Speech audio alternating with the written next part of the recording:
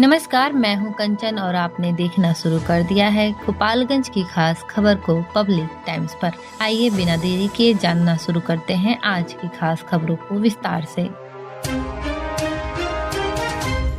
गोपालगंज में विधानसभा चुनाव को लेकर सुरक्षा व्यवस्था कड़ी कर दी गई है। 6 नवंबर को होने वाले मतदान के लिए पुलिस प्रशासन पूरी तरह मुस्तैद है। जिले के सभी थाना क्षेत्रों में सीआरपीएफ, बीएमपी और जिला पुलिस की संयुक्त टीम लगातार फ्लैग मार्च कर रही है ताकि लोगों में विश्वास और सुरक्षा की भावना बनी रहे। पुलिस अधीक्षक अवधेश दीक्षित ने बताया कि फ्लैग मार्च का उद्देश्य भय मुक्त मतदान सुनिश्चित करना और किसी भी अप्रिय घटना को रोकना है। संवेदनशील इलाकों में विशेष चौकसी बरती जा रही है तथा असामाजिक तत्वों की पहचान कर कार्रवाई की जा रही है। उन्होंने स्पष्ट किया है कि चुनाव के दौरान कानून व्यवस्था से कोई समझौता नहीं होगा। आम जनता से अपील की गई है कि वे अफवाहों पर ध्यान न दें और निर्भीक होकर मतदान करें। पुलिस ने भरोसा दिलाया है कि हर बूथ पर पर्याप्त सुरक्षा बल तैनात रहेंगे ताकि मतदान शांतिपूर्ण और निष्पक्ष तरीके से संपन्न हो सके। गोपालगंज के थावे थाना क्षेत्र के चनावे गांव के पास NH 531 पर शुक्रवार को ऑटो और बाइक की टक्कर में 3 युवक गंभीर रूप से घायल हो गए। बताया गया है कि तीनों युवक कुचायकोट थाना क्षेत्र के हिरंदा गांव निवासी दीप रंजन कुमार, उनके रिश्तेदार दीपक कुमार महतो और दीपक कुमार श्राद्ध क्रम में शामिल होने के लिए मीरगंज जा रहे थे।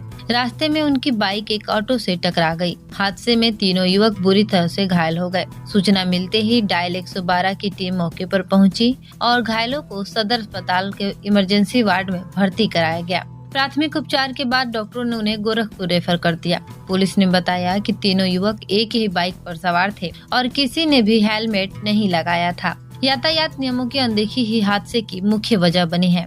फिलहाल पुलिस मामले की जांच कर रही है और ऑटो चालक की पहचान में जुटी है। गोपालगंज में आयोजित प्रेस वार्ता में पूर्व मंत्री अरविंद भदौरिया, भाजपा नेता सुरेश राम और जिला अध्यक्ष संदीप गिरी ने बताया कि 1 नवंबर को केंद्रीय गृह मंत्री अमित शाह गोपालगंज आएंगे। वे कार्यकर्ताओं और आम जनता को संबोधित करेंगे। नेताओं ने कहा कि शाह का दौरा भाजपा के लिए ऊर्जा और दिशा देने वाला होगा। विपक्ष पर निशाना साधते हुए भदौरिया ने कहा कि जनता भ्रष्टाचार और परिवारवाद से उब चुकी है और विकास के आधार पर एनडीए को समर्थन देगी। गोपालगंज के थावे प्रखंड के लछवार पंचायत में जीविका संगठन द्वारा मतदाता जागरूकता कार्यक्रम आयोजित किया गया।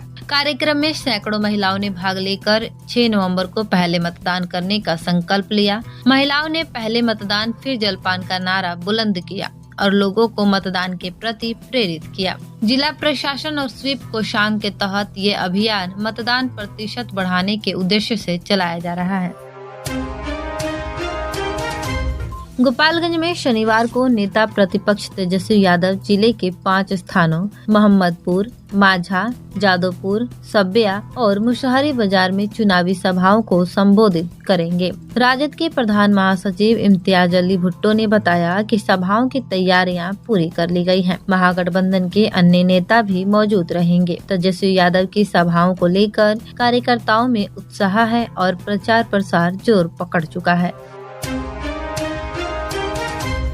गोपालगंज में विधानसभा चुनाव 2025 को लेकर पुलिस अधीक्षक अवधेश दीक्षित के निर्देश पर जिले भर में सघन वाहन जांच अभियान शुरू किया गया है। गोपालगंज पुलिस व सीआरपीएफ की संयुक्त टीम संदिग्ध वाहनों की जांच कर रही है। यह अभियान आचार संहिता के पालन और शांति व्यवस्था बनाए रखने के लिए जारी है।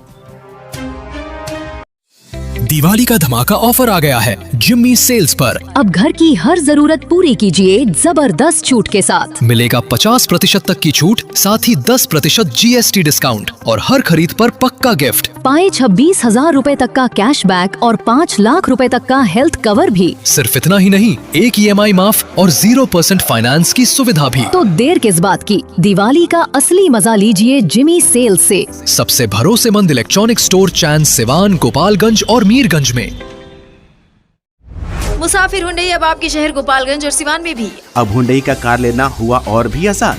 1 लाख रुपए डाउन पेमेंट देकर कार अपनी घर ले जाएं। साथ ही 50,000 तक का ऑफर। अनुभव कीजिए सुरक्षित ड्राइव का गोपालगंज में मुसाफिर हुंडई की संग। जहां एक ही छत के नीचे सेल्स, सर्विस, फाइनेंस और एसेसरीज भी उपलब्ध। तो देर क्यों, आज ही आए और अपनी मनचाही कार ले जाए मुसाफिर हुंडई से।